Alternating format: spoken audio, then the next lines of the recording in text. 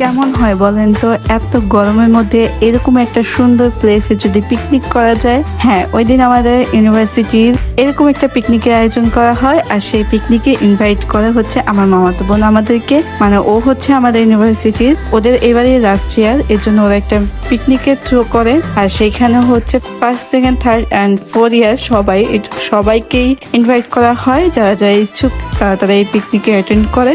তো আমার বোন আমাকে একদিন আগে জানিয়েছিল, ও আমাদের নাম দিয়ে দিয়েছিল অলরেডি। তারপর হচ্ছে ও আমাদেরকে জানিয়েছে যে আমাদের যেতেই হবে। তো আমরা ওকে ডান বলে দিই। মূলত এই পিকনিকের আয়োজনটা করেছিল ম্যানেজমেন্ট ডিপার্টমেন্ট থেকে, যেখানে হচ্ছে আমার মামাতো বোন এই ডিপার্টমেন্টের ফোর্থ ইয়ারে সবাই মূলত এই আয়োজনটা করেছিল। এই ভিডিওটা যদি আমার হাজবেন্ড দেখে তাহলে বলবে যে তোমাকে আর গরমে আমি বের হইতে দিব না। তার আগে থেকে আমি আমার হাজবেন্ডকে বলে দিচ্ছি, সরি টু সে, ওই দিন প্রচুর গরম ছিল, সে আমাকে নিষেধ করেছিল এই গরমে যেও না, তাও আমি গিয়েছি। তবু তাকে আমি স্বীকার করিনি যে এই গরমে আমার অনেক কষ্ট হয়েছে। এখন স্বীকার করছি, তাই জন্য আগে ওকে সরি বলে নিচ্ছি। তো চলো, ওই দিনকার পিকনিকটা কেমন হয়েছে, সবাই মিলে কেমন এনজয় করেছি, সব নিয়ে আমার আজকের এই ভিডিওটা। So don't skip this video, let's go. Hello everyone, Ismi, কি অবস্থা সবার? চলো সকাল থেকে শুরু করি। ঘুম থেকে উঠে ফ্রেশ হয়ে নাস্তা করে এখন আমি রেডি হয়ে নিচ্ছিলাম। তো যেহেতু বাহিরে যাব আর প্রচন্ড গরম চলছে কিছুদিন যাবত, যেদিন বের হয়েছি তার আগের দিন, পরের দিন আর সেই দিন, এই টানা 3 দিন যে পরিমাণ গরম গিয়েছিল, ওই দিন অনেক গরম ছিল সকাল থেকে। তো ঘুম থেকে উঠে হচ্ছে আমার ফেসে অনেক সানবার্ন পড়ে গেছে। তার জন্য হচ্ছে আমি রিবানার এই জেলটা ফ্রিজে ঠান্ডা করে দেন হচ্ছে আমার মুখে অ্যাপ্লাই করি। রেগুলার ইউজ না করলে যেদিন আমি বাহিরে যাই, কারণ রোদে যেতে হবে, বাহিরে প্রচুর গরম থাকে, সেদিনকে আমি ফ্রিজ থেকে এরকম ঠান্ডা ঠান্ডা রিবানার জেল ইউজ করি মুখে। দেন সেম রিবানার সোপটা দিয়ে আমি মুখটা ক্লিন করে নিই, কারণ এগুলো সানবার্ন রিমুভ করতে বা সানবার্নের জন্য অনেক উপকারী। তাই যেদিন আমি বাহিরে যাই এই প্রোডাক্টগুলো ইউজ করি। আমি প্রতিদিন আমার ডেইলি রুটিনে ফেস ওয়াশ ইউজ করি সকালে রাত্রে। আর যেদিন আমি বাহিরে যাই বা বাহির থেকে আসি বা সপ্তাহে 2-3 দিন আমি রিবানার এই সাফরান সোপটা ব্যবহার করি, রিবানার জেলটা ইউজ করি। এতে করে মুখে সব পোর্স বা যে কোনো জেদি দাগ এগুলো সহজেই রিমুভ হয়ে যায় বা বসে না, ফেসটা ডিপলি ক্লিন থাকে। রেগুলার অ্যাজ ওয়েল যে আমি ময়শ্চারাইজারটা ইউজ করি সেটা ইউজ করেছি। দেন সানস্ক্রিন দিয়ে রেডি হয়ে বের হয়ে গিয়েছি। এখানে যে পার্সেল গুলো আছে, এই পার্সেল গুলো আমার মেয়ের বার্থডের জন্য। অনেকগুলো পার্সেল আমার জমা হয়ে গেছে, কারণ আমার 5-6 দিন ধরে পার্সেল আসতেছে। আমি আমার মেয়ের বার্থডের জন্য এটা সবকিছু এবার অনলাইন থেকে অর্ডার করেছি। ডেকোরেশন থেকে শুরু করে ম্যাচিং ড্রেস, হেয়ার ব্যান্ড, সবকিছুই আমি অনলাইনে অর্ডার দিয়েছি। একটা পেজের থেকে একটা অর্ডার করেছি, তার জন্য আমার পার্সেল গুলো অনেক বেশি হয়ে গেছে। সবগুলো পার্সেল আমি কোনো রকম চেক করে রিসিভ করে নিয়েছি। একটা পার্সেল এখনো ভালো করে গুছাইনি বা উঠাইনি, এখানে রেখে দিয়েছি। আজকে ঘুরে এসে দেন ফ্রি হয়ে তারপরে এগুলোকে একটা করে গুছিয়ে নিব। এবার আমার মেয়ের বার্থডেটা করার ইচ্ছা আছে অন্যরকম ভাবে, তাই আগে থেকে সবকিছু আমি গুছিয়ে নিয়েছি, কি কি করবো না করবো। এবার আউটডোর করার ইচ্ছা আছে, নিজের হাতেই সাজাবো। তো সবকিছু ডেকোরেশনের সবকিছু অনলাইন থেকে আনা হয়েছে। যদি ওয়েদার ভালো থাকে ইনশাল্লাহ বাহিরে সুন্দরভাবে করবো, আর যদি ওয়েদার গরম থাকে বা সারাদিন বৃষ্টি থাকে তাহলে তো হলোই, সব প্ল্যান শেষ। তো যাই হোক, রেডি হয়ে রওনা দিয়ে দিয়েছি। এখানে আমার মামাতো বোন, আমার বোন, আমরা 2 বোন সেমিয়ার। আমার মামাতো বোন আমার আপন মামাতো বোনও একই ইউনিভার্সিটিতে পড়ি আমরা। ও আমাদের থেকে 1 ব্যাচ সিনিয়র। ও 4th ইয়ারে, আমরা 3rd ইয়ারে। এই বছরই ওদের লাস্ট। তো ওরা একটা পিকনিকের আয়োজন করেছে এর জন্য। তো এখানে ওর শাশুড়িকেও নিয়ে নিয়েছে, আর আমরা 2 বোন। তো সবাই একসাথে মিট হয়েই রওনা দিয়ে দিয়েছি। ওইখান থেকে সবাই গ্রুপে আকারে সবাই একসাথে গিয়েছি, আর আমরা 4 জন আমাদের মতো আলাদাভাবে গিয়েছি। যেই ফার্স্টে টিকিট কাটা ছিল, ওরা সবাই টিকিট কেটে রেখেছিল। দেন আমরা ঢুকে গিয়েছি। ওখানে যে দেখি সবাই আমাদের জন্য ওয়েট করছে। সবার লাস্টে আমরাই গিয়েছি। সবাই আগে হেঁটে যাচ্ছে। আমি আমার বোনের শাশুড়ি মানে আন্টি, আমরা 2 জন বয়স্ক মানুষ, তাই আমরা ওদের সাথে হেঁটে পারছি না। আমরা 2 জনই পিছিয়ে পড়ে গেছি, তাই 2 জনের হাত ধরে হাঁটছি আর গল্প করছি। তো দেন আমরা ঢুকেই আগে এই পার্কের টাওয়ারটায় চলে এসেছি। এই পার্কটা কিন্তু বেসিক্যালি আমার খুবই পরিচিত একটা পার্ক, ন্যাশনাল পার্ক। এই পার্কে আমার অনেকবার আসা হয়েছে হিসাব ছাড়া, বিকজ অফ এই পার্কটা ছিল আমার ফুপুর বাসা। ছোটবেলা থেকেই যখন ফুপুর বাসায় এসেছি এই পার্কেই ঘুরতে এসেছি। এখানে আমার ফুপু সরকারি চাকরিজীবী ছিলেন, তিনি এখানে কোয়ার্টারেই থাকতেন। তার ফ্যামিলি নিয়ে। তো আমার ফুফাতো ভাই সবাই এখানেই থাকতেন, সবার বিয়ে বা কোনো অকেশন হলে বা বেড়াতে আসলে আমাদের এখানেই আসা হতো।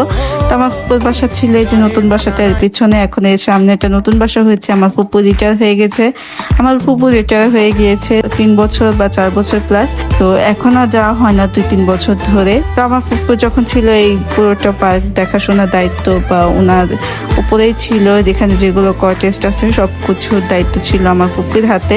তো আমরা যখন বেড়াতে যেতাম এখানে কটেস্টে, বা আমার ফুপাতো ভাইদের যখন বিয়ে হয়েছিল তখন বাসা অনেক গেস্ট আসলে, মেহমান আসলে, বিয়ে বাড়িতে এমনি অনেক মেহমান হতো, তখন ফুপু আমাদের কটেস্ট গুলোতে নিয়ে আসতো রাতে ঘুমানোর জন্য।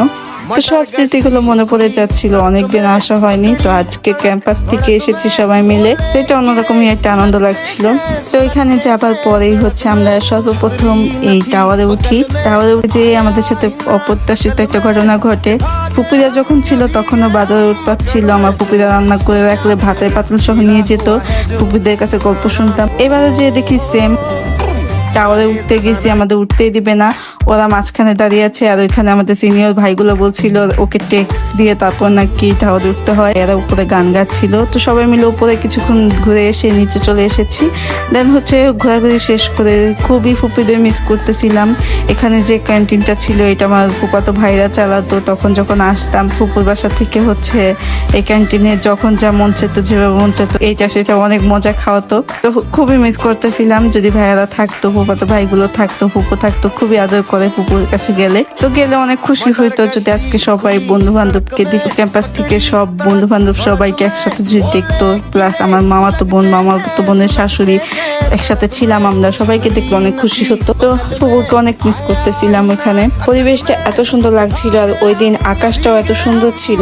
আর আমি যে ড্রেসটা পরেছিলাম সবকিছু মিলিয়ে আমি হচ্ছে মনে হচ্ছিল আকাশ আর এই সবুজ ঘেরা প্রকৃতির সাথে মিশে গিয়েছি।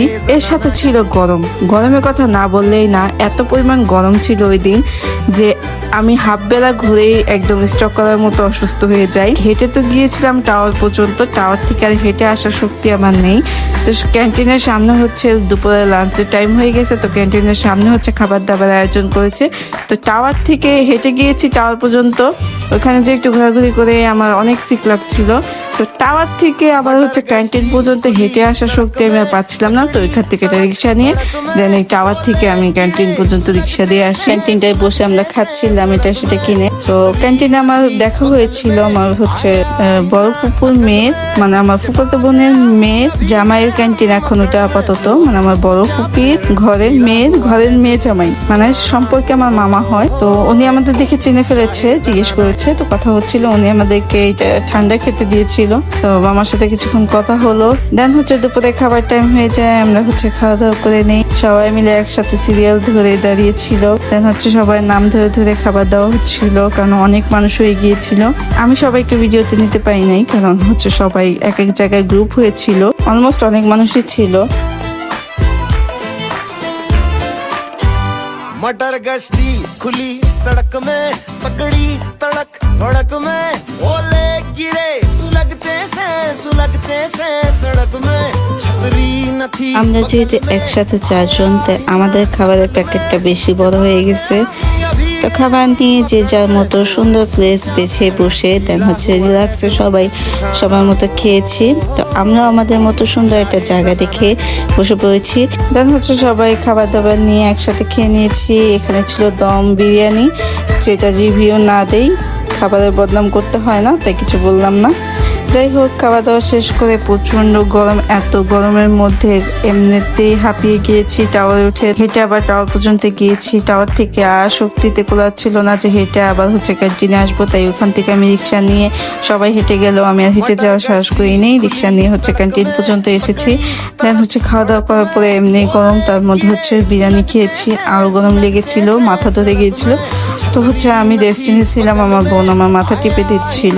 তো আমার যেহেতু মাইগ্রেনের ব্যথা আছে, তাই হিজাবের জন্য আর গরমের জন্য এটা মিক্স হয়ে আমার মাথা ব্যথা প্রচন্ড লেভেলে বেড়ে যায়, তাই হিজাব খুলে হচ্ছে একটু ফ্রেশ হয়ে নিয়েছি। দেন হচ্ছে আর বেশিক্ষণ থাকিনি, এত গরমে খুবই খারাপ লাগছিল। তো ঘোরাঘুরি শেষ করে হচ্ছে সবাই মিলে একসাথে আবার বাসায় চলে আসি। তো লাস্টলি ম্যানেজমেন্ট ডিপার্টমেন্টের পিকনিকের আয়োজনটা খুবই সুন্দর ছিল। আজকে এই পর্যন্তই, সব ভালো থাকবে, সুস্থ থাকবে। Thanks for watching, tata.